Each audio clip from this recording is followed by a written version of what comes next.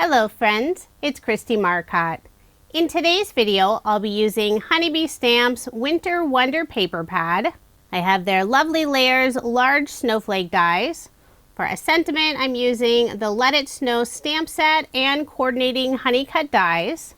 I'll be using just the bow from the Lovely Layers candy cane set. I have the wooden crate die, the Snowflakes background stencil set, and I'll also be using one die from the Fancy Fall layering frame set. The Snowflake background stencil set includes two different stencils, but I'll only be using one. It has the smaller snowflakes and also the snowfall. I selected one of the pattern papers from the Winter Wonders paper pad, and using Catherine Pooler's Cove Blue ink, I'll add some snowfall and small snowflakes all over the background. I cut down this panel to 3 7/8 of an inch by 4 1/8 of an inch. Now using some gold watercolor paint, I'll add a lovely splatter all over the background. And I'm using the very left color, which is more of a silver. Here is that panel almost dry. You can see all that beautiful metallic shimmer on the background. I used the Fancy Fall layering frames on some blue cardstock. This is the Typhoon color from Basil. The die adds this really fun chain etch detail all around the outside edge of the cardstock piece. I put ATG tape on the back and also some Barely Art glue along the very edge that I'll add my card front onto a card base. This is an American Standard A2 size card, 4 1/4 inches by 5 1/2 inches. Now I'll add the pattern paper snowflake panel on top. And you can still see the fun etch detail on the cardstock piece. I'll set this aside and start working on the wooden crate. I cut it out of pattern paper from the same Winter Wonders collection. It's a light brown design with snowflakes and snowfall. I want to add a little extra ink on the edges, so I'm using Catherine Pooler's Over Coffee ink color. The wooden crate is so fun. You can fill it with all kinds of different items. And there's only 2 pieces, so it's super easy to use. I'm adding some glue just on the right and left side of the crate and also the very bottom. That way I'll be able to tuck some die cuts inside the crate. Now I'll set that aside and start working on the sentiment. I'm using Let It Snow.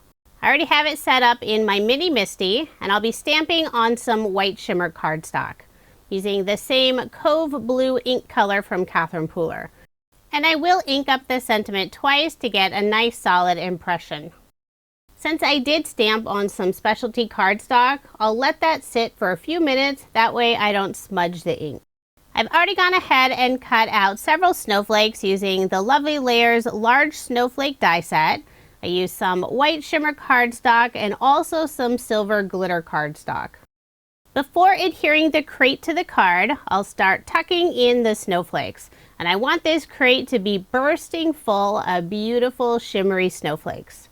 I'm starting with the largest snowflakes, tucking those in the very back. Then I'll start adding some of the smaller snowflakes in front. I'm trying to balance out the 2 different colors of snowflakes. That way I don't have just the silver glitter snowflakes on one side and the white shimmer on the other. So I am mixing them around. I still have a few snowflakes left to add, but I'll put those in after I attach the crate to the card. I'll flip over the crate. I'm adding some strips of double-sided adhesive tape to hold some of those snowflakes in place. I'll remove the release paper, and I will be popping up the crate and some of the snowflakes using some thin foam dimension. I'll make sure to get good coverage on the back of the crate, but I'm adding just some foam dimension behind the 2 larger snowflakes. I'll remove the release paper, then add my crate full of snowflakes on the front of the card. Last year I made a card featuring Honeybee Stamp's mason jar die, and I filled it up with lots of snowflake die cuts. So this year I thought it would be fun to fill up a wooden crate with snowflakes. Now currently the only snowflakes that are actually attached are some of the large snowflakes in the back. So I will need to adhere the loose snowflakes. I'm using Barely Art glue, putting just a little bit on the back. That way the snowflakes still can pop up for that look of dimension. It does take a little bit longer for the glue to dry since I'm adhering it on specialty cardstock. I have that glitter surface and also the shimmer surface. Now I'll add the rest of the snowflakes.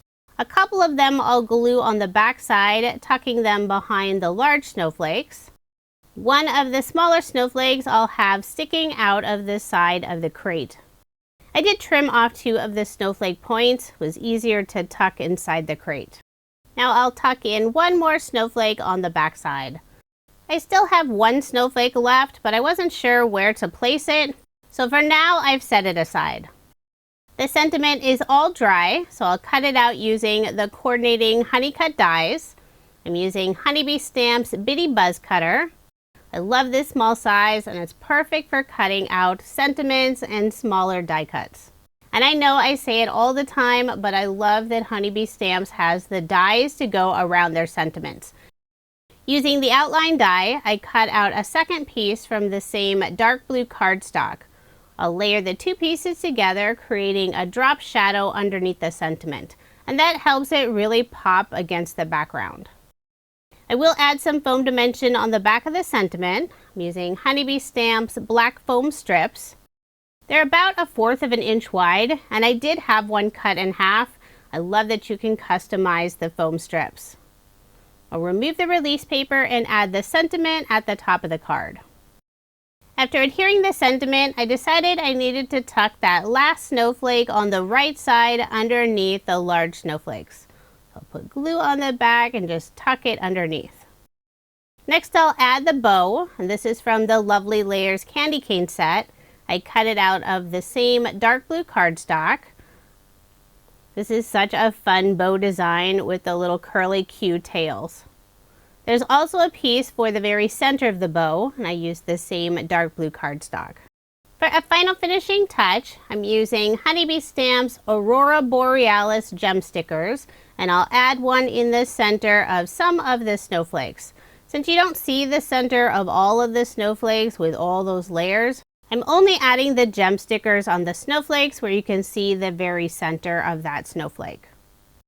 The gem stickers do have adhesive on the back, but since I'm adding them on some specialty cardstock, I'll also add that small drop of glue just to make sure they don't pop off later. The Aurora Borealis gem stickers are super sparkly. They have an iridescent look to them. So with all of the shimmer from the snowflakes, the gem stickers, and also the watercolor paint, this card has lots of sparkle. So there is my finished card, and since I do have a habit of making multiples, I did make 2. I think the cards will be perfect as some winter cards, and I'll give them to the residents at a nearby retirement home in January. If you are interested in any of the products I used in this video, I do have links provided in the description box below. Thank you so much for watching, and I hope you have a wonderful day.